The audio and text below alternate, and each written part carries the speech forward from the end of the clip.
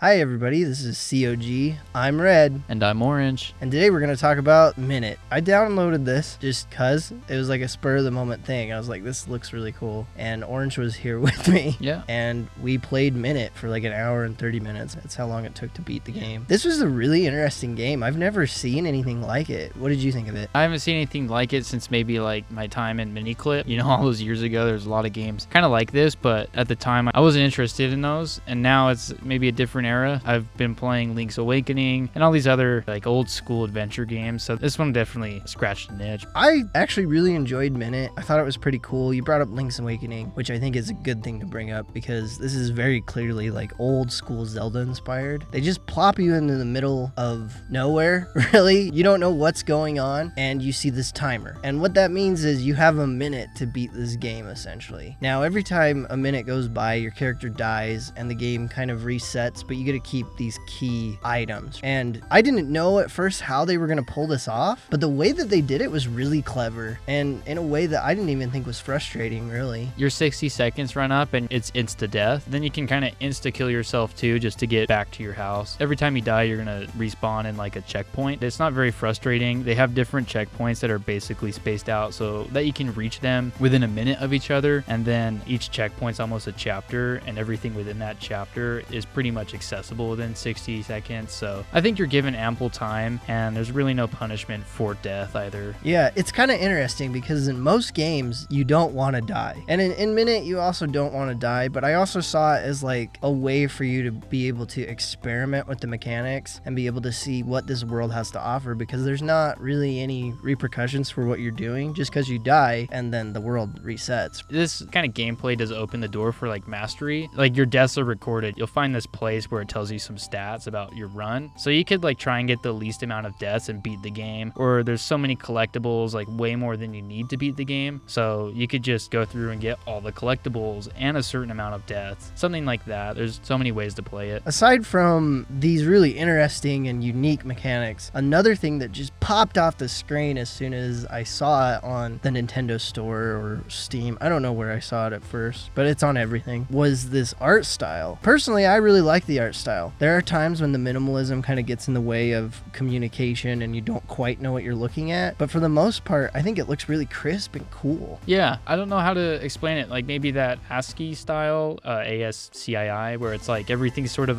like a symbol on your keyboard or, you know, a computer. Yeah, it kind of looked like that, and lighting definitely changes throughout the game. It does get confusing sometimes. Things are meant to look one way and they don't. So like a gardening glove, it looks like a power fist or something. You know it's an item to pick up, but that's just a minor quirk. There's also like little items around that you might get hung up on because you think, well, this looks about the size of all the items I've picked up before. So you get kind of stuck trying to figure stuff out that isn't worth being figured out or doesn't reward you. But you can kind of chalk that up to anything. I've had that experience in Link's Awakening many times. The thing that this reminded me a lot of that I was surprised by, because most games like try to go for this retro like 16 8-bit style, this actually made me think of like old Atari games. Oh yeah. Yeah, specifically with the movement, because when you touch a wall in this game, it doesn't stop your character, but he kind of gets caught. And while in most games that's kind of a problem and it seems annoying, in this game it felt like a part of the game, because a big part of it is just speed running it and trying to get through as much as you can, and a part of that mastery is just not touching any of those walls. And it really felt like a really, really old Atari game because of that little thing. You move in 8 directions, and there is definitely like a skill to mastering movement. And yeah, you know, getting from point A to point B might be possible if you just get around the corners really quickly, but they also have upgrades in the game that help you shave that time a little easier. Now, I want to talk more specifically about it because there are some certain things that I think are really cool. If you don't want spoilers for Minit, don't watch past this. But honestly, I don't think that you should be too worried about spoilers for Minit. There's not really a plot here. There is just some mechanical talk that we're going to talk about right now. So first thing I want to bring up with the spoilers is, like you were saying, there are different objects, different things that you can unlock. What was your favorite unlockable item in this game?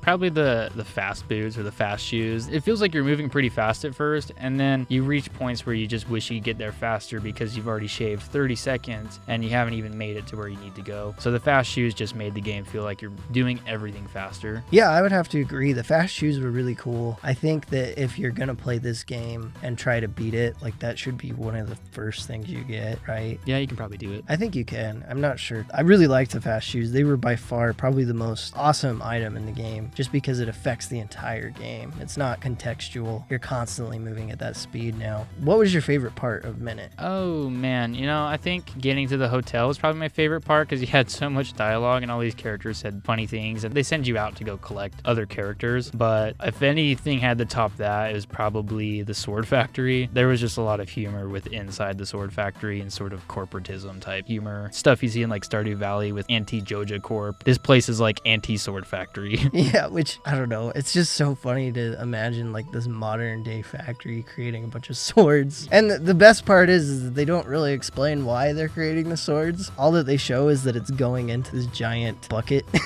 Yeah. I don't know how they're making their money. Apparently just off of your character, because you're the only one with a fucking sword in the game. Yeah. I think. Maybe besides like some bandits or something. Yeah. I have a couple favorite parts. A couple parts what that I are they? really enjoyed. One was there was like this oasis ghost that you could go through this like never-ending desert, I want to say. And it felt randomized, but sometimes you would be welcomed with this random room where there's a ghost that says don't touch the flowers or some shit. I guess he's a environmental ghost. Environmentalist ghost, I don't know. But you have to like do this bullet hell thing to defeat him. And I thought that was really fun and a really clever way to do a ghost. They tend to pack things in, and for the setting too, it made sense for the art style. And if you've ever been to a desert, like through any of the deserts in the West, it's really a weird experience. And so it kind of makes sense when they fit all this weird shit into a desert. There's just weirdness in the desert. So there was a lot of fun in this game. Yeah, it's just never ending, repeating. It's like a desert. And it's crazy because of how minimalistic the art style is, but they still manage to kind of give you that, I want to say, atmosphere. Yeah, it feels empty, and there's like little critters that will scatter across, and there's a lot of things that remind me of old games like this, but then there's a lot of technical display in this game that lets you know it's still new, like when you're seeing these little earthworms inch across the screen, or really like pretty effects when in the final boss fight you have all those swords around you. That stuff's really cool looking that you probably wouldn't have seen 20 years ago. The most contemporary thing that I noticed in this game was the sound design and the music. I thought both were really well done, and it's crazy because sometimes you can't tell what the fuck you're looking at, but because of the sound design, you know exactly what it is, and it makes it so atmospheric. Surprisingly, too. I can't get over how well this game dealt with sound and music.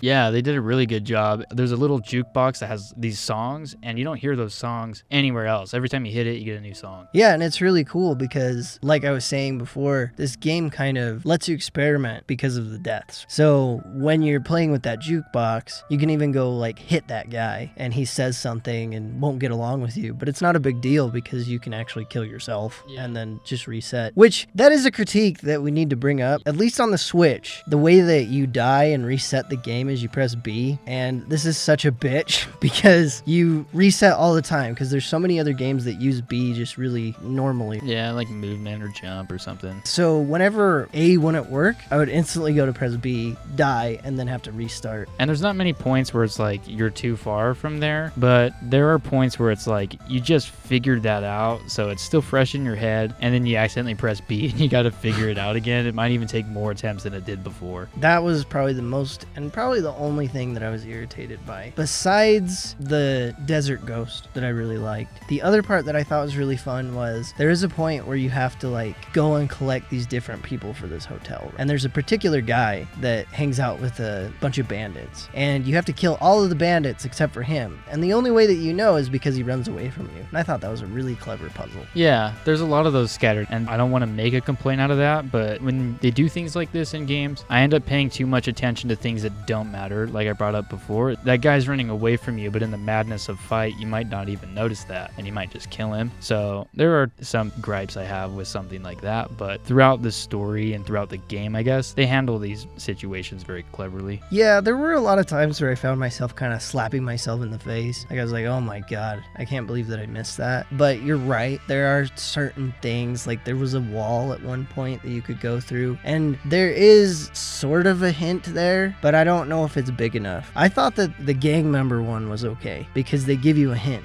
Yeah, they do. You know, this guy's hanging out with a gang, and then you can kind of see, okay, he's not a part of it because he's acting like a fucking pussy. So I thought that one worked, but you're right, there were certain parts. Yeah, like you mentioned, that snake tunnel, no, that was very difficult. Just the attention to detail you have to pay there, and what the game has visually for you is kind of, I want to say inconsistent, but it's probably very consistent. It's just the art style makes it hard to see that kind of consistency. I think if they were to make a Minit 2, I would like it to stay minimalistic, but maybe just use different colored pixels. Different colored pixels, or maybe just more pixels, right? like maybe grains of sand or something.